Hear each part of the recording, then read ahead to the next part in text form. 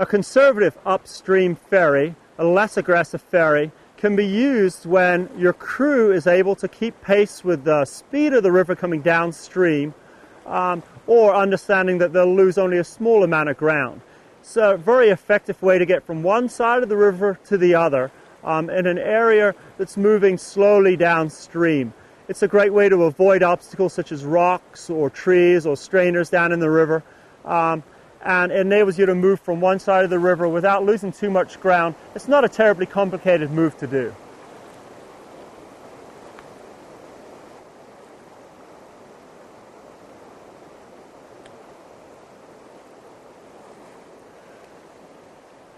If your raft can point completely straight upstream, so it's in line, parallel with the current coming down, if your crew can paddle at the same speed as the current, the raft won't move anywhere. And then if the raft guide opens up the angle just ever so slightly, then the river will push on that side of the raft with the crew paddling at the same speed as the river, and with that angle created, you slowly side slip from one side of the river to the other. It's a very effective move on Class 2, even some Class 3 rapids if you have a strong crew and the river isn't moving too quickly.